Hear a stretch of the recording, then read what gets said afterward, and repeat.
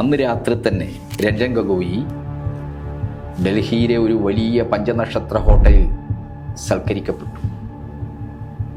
RSS BJP നേതാക്കളും ഇന്ത്യയിലെ വൻകിട കോർപ്പറേറ്റുകളും അതിൻ്റെ പ്രതിനിധികളുമൊക്കെ പങ്കാളികളായിരുന്ന ഒരു വിരുന്നായിരുന്നു. എന്തായിരുന്നു ഡൽഹിയിലെ ആ നക്ഷത്ര ഹോട്ടലിൽ ആഘോഷിക്കപ്പെടാൻ കാരണം? ആ പള്ളി പണിതത് ഒരു തരത്തിലും മറ്റേതെങ്കിലും ഒരു മതവിഭാഗത്തിൻ്റെ ഒരു ആരാധനാലയം പൊളിച്ചുകൊണ്ടല്ല.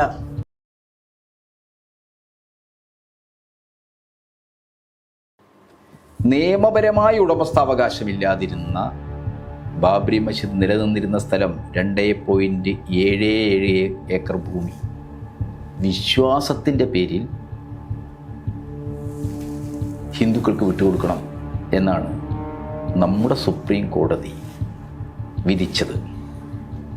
ആ വിധിയെ പലരും കണ്ടത്, നമ്മുടെ രാജ്യത്തെ മുഖ്യ പ്രതിപക്ഷ പാർട്ടിയെ കോൺഗ്രസ് നേതാക്കൾ ഉൾപ്പെടെ കണ്ടത്, പ്രശ്നം സെറ്റ് ചെയ്യപ്പെട്ട എത്രയോ കാലമായി ഇങ്ങനെ സമൂഹത്തിൽ അസ്വസ്ഥതയും വർഗീയതയും ചേരിതിരിവും കലാപവും ഉണ്ടാക്കുന്നൊരു വിഷയമാണ് സെറ്റ് ചെയ്യപ്പെട്ടെ എന്ന രീതിയിലാണ്. യഥാർത്ഥത്തിൽ നീതിന്യായപരമായി യാതൊരു യുക്തിയും യാതൊരു തരത്തിലുള്ള ജസ്റ്റിസുമില്ലാത്ത ഹിന്ദുത്വത്തിന് വേണ്ടിയുള്ള ഒരു കൊട്ടേഷൻ വിധിയായിരുന്നു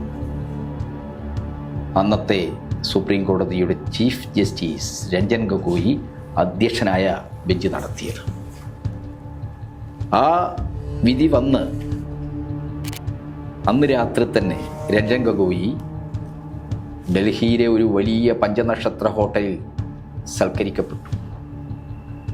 RSS BJP നേതാക്കളും ഇന്ത്യയിലെ വൻകിട കോർപ്പറേറ്റുകളും അതിൻ്റെ പ്രതിനിധികളുമൊക്കെ പങ്കാളികളായിരുന്ന ഒരു വിരുന്നായിരുന്നു. എന്തായിരുന്നു ഡൽഹിയിലെ ആ നക്ഷത്ര ഹോട്ടലിൽ ആഘോഷിക്കപ്പെടാൻ കാരണം?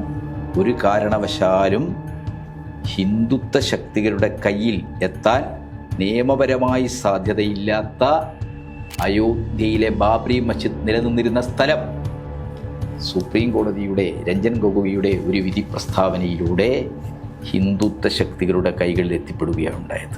എത്ര അനീതികരമാണ്! ഇന്ത്യയുടെ ചരിത്രകാരി, ലോകമറിയുന്ന ഇന്ത്യൻ ചരിത്രകാരി റൊമേള താപ്പർ ആ വിധിയെ സംബന്ധിച്ച് പ്രതികരിച്ചത് ചരിത്രത്തെ തന്നെ റദ്ദ് ചെയ്ത വിധിയാണ്. നീതിയെ നിഷേധിക്കുകയല്ല, നീതിന്യായ വ്യവസ്ഥയെ അപഹാസ്യമാക്കുക മാത്രമല്ല, നമ്മുടെ ചരിത്രത്തെ തന്നെ റദ്ദ് ചെയ്ത വിധിയാണ്. 400 ചില്ലാനും വർഷക്കാലം അയോധ്യയിലെ മുസ്ലിങ്ങൾ തലമുറകളായി നിസ്കരിച്ചു പോകുന്ന പള്ളിയാണ്. ഫൈസാബാദിലെയും അയോധ്യയിലെയും മുസ്ലിങ്ങൾ തലമുറകളായി നിസ്കരിച്ചു പോകുന്ന പള്ളിയാണ് ബാബറി മസ്ജിദ്.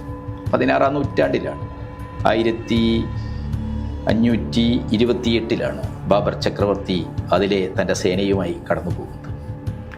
ബാബർ ചക്രവർത്തിയുടെ സൈന്യം അവിടെ ഒരു ബാരക്ക്, ഒരു താവളം ഉണ്ടാക്കി. ആ താവളം ഉണ്ടാക്കിയപ്പോൾ മുസ്ലിം മതവിശ്വാസികളായ സൈനികർക്ക് അവരുടെ ദീനനുസരിച്ച്, അവരുടെ ജീവിതസരണിയനുസരിച്ച് നിർബന്ധിതമായ ഒരു ആചാരമാണ് നിസ്കാരം. ആ നിസ്കാരത്തിന് വേണ്ടിയാണ് അദ്ദേഹം അവിടെ പള്ളി പണിതത്. ആ പള്ളി പണിതത് ഒരു തരത്തിലും മറ്റേതെങ്കിലും ഒരു മതവിഭാഗത്തിൻ്റെ ഒരു ആരാധനാലയം പൊളിച്ചുകൊണ്ടല്ല.